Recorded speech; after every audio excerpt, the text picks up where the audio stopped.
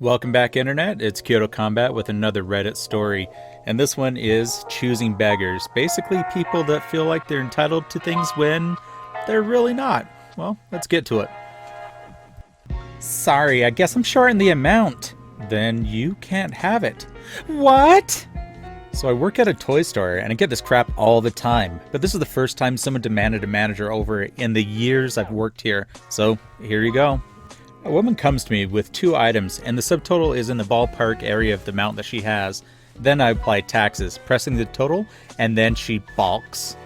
I had the right amount before taxes, I swear, while she giggles and digs through her purse. Sorry, this is going to take a while. That's perfectly alright. I call someone over to cash register too, so we have all the time in the world. After she produces about half of her purse, she manages to get within $3 of the total and sighs. $3 short. Jeez, I'm sorry, this usually doesn't happen. Sorry to hear it. I'll hold the item until we close if you want to come back.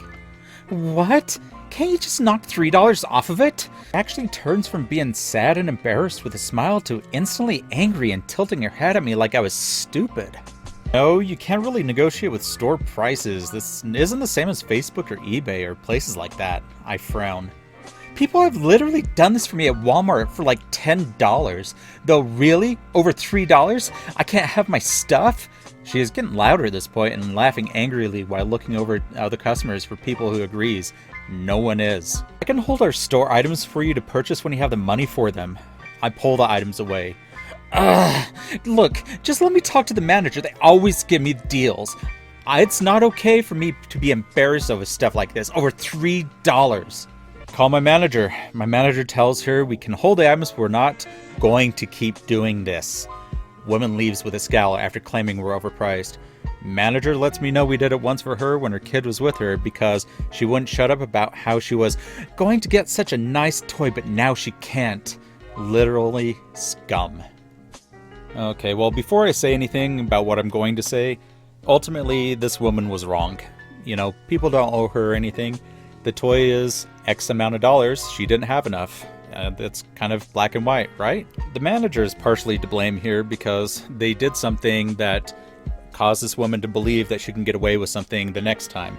Because with as long as I've worked retail myself, I know if you do something that's kind of questionable, things that you normally don't do, but you'll do it just this one time, it can come back and bite you in the ass. Because, well, you did it for me before, but if you say no the first time, then they don't have any reason to think that you'll ever do it. You say yes once and then no the second time, then they say, well, what was so different about the last time? And then they have some sort of fuel to back up their argument. And either way, if you tell them no the first time, or no the second time, if you tell them no the second time, they're going to be even more angry than if you said it the first time, because now they have more fuel to fight back at you, right? And this all took place at a toy store. It's not like, hey, I can't feed my family because I need to buy these Power Rangers. You know, you're at a toy store. Just go put something back or just come back next time, you know? Your kid doesn't need a toy that bad. Now, with the way that this woman acted, I don't know if there was anything that the cashier could have done that would not have set her off. But definitely having an attitude like that the cashier claims to have had didn't help the situation. I've got kind of a similar situation that I've had while working in pharmacy that I'll share with you at the end of the video. But until then, let's go on to the next one. Professor that cannot prove that they're a professor tries to break a bunch of rules. A little backstory. I'm a student worker at my university library's circulation desk. The library has quiet study rooms that students are able to rent out for a maximum of 4 hours. The only condition is that we hold your campus ID while you have the key to the room so that you don't run off with it. This literally has never been an issue before. Cue Choosing Beggar. Hi, can I have a study room? Sure, I just need your ID. Pulls out random room key. Oh, do you have specific room that we only rented the faculty, but wasn't booked for the day, so I saw no harm. Not a problem. Can I see your campus ID, please? Choosing Beggar reaches for the key in my hand. I pull back the key a little. I'm sorry, I'm gonna have to see your campus ID. What for? It's a library policy. We hold your ID while you have the key to the room. Do you think I'm gonna run off with a key? She cracked a little smile, so I sincerely thought that she was joking, and I decided to play along. I'm a little concerned you might now. Smile immediately fades. Excuse me? Do you realize I'm a professor here? Just give me the key. I apologize, but I don't realize That, considering it would say it on your campus ID, and you're refusing to give it to me. Choosing Beggar spins around and storms off, probably muttering something colorful about me. 5 minutes later, someone new comes up to the desk. Let's call them New Person. Hey, can I have specific room we only rent to the faculty? I peer behind him to see Choosing Beggar struggling to avoid eye contact with me. I'm sorry, we only rent that room to faculty. New Person turns around to look at Choosing Beggar. Hey, we can't get that room. Let's just get a different one. I give him a different room key and takes his campus ID with no problem. His ID clearly states he's a student. Sure, here you go. You can have the room for 4 hours. Choosing Beggar peeks out from behind New Person. What? Why the hell do we only get it for 4 hours? So that other students are able to use them throughout the day? Faculty are allowed to book rooms for longer than 4 hours, so if you'd like to show me your parent faculty ID, you can have the room for longer. New Person looks back and forth between Choosing Beggar and I, extremely confused. Oh my god! Choosing Beggar storms off in the direction of the study room with New Person in tow. Fortunately, my shift was finished before the 4 hours in the room were up. Unfortunately, I definitely would have had more content to tell you guys, if I was the one that got to kick him out of the room. So, apparently it seems like there was just a student trying to get a better room and have it for longer by making up a lie. All that she needed to do was just show him the ID and be able to get a room for 4 hours. I'm sure that they may have had a policy in place where, hey, if the room's still available after 4 hours, you can still use it. So she really just tried to get a free, better room for lying. And now she has to explain to her guy friend that she's a little bit of a sociopath that's okay with coming up with lies on the spot. Cool. Well, now here's my story. I don't know if it's a Choosing Beggar story, but it's similar enough to the first story I had that I decided, why not? I'll share it with you. So, for a number of years, I worked at a national pharmacy that they operated out on the corner, and they had a drive-thru. Our policy was at the drive-thru that we only sold prescriptions through the drive-thru or took in prescriptions. Now, that was our policy because we were incredibly busy and often understaffed, so taking the time to be able to go out on the store shelf and get something for someone, or making our lines longer by having people that just wanted Tylenol, wanted ibuprofen, whatever. It just would have made everything a lot longer and a lot harder, and, well, we were already overwhelmed, so we had to cut corners wherever we could, and so we cut it there. So that was our policy. In comes Choosing Beggar.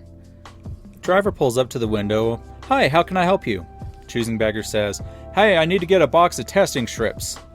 I tell Choosing Beggar, sorry, we don't do any sort of business through the drive-thru. You're gonna have to come inside for those.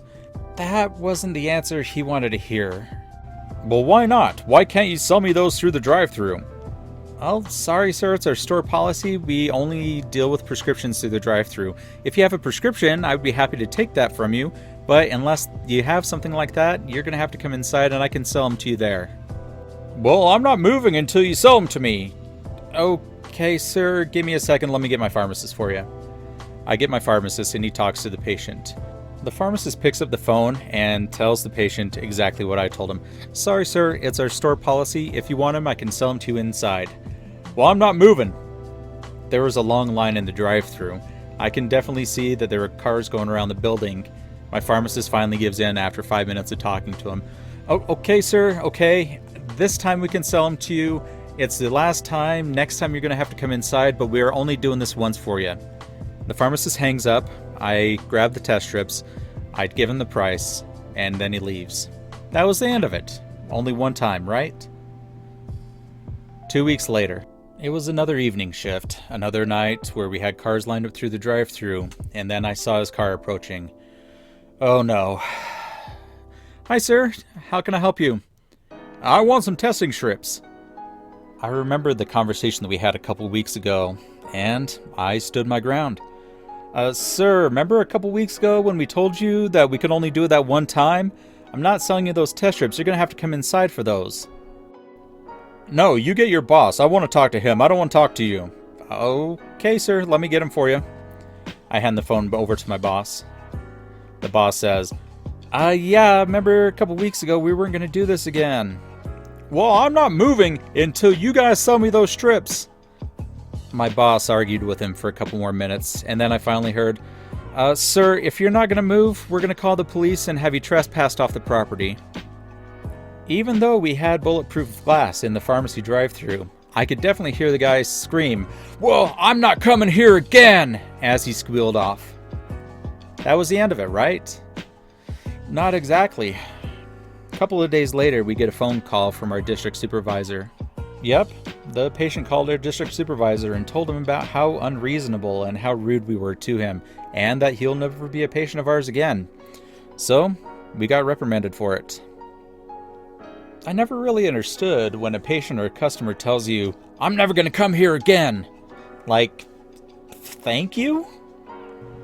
Thank you again, Internet, for joining me in some more Reddit stories. Let me know what you thought in the comments below. Share it with a friend. Like it if you liked it. And we'll see you in the next video. So until then, later, kids.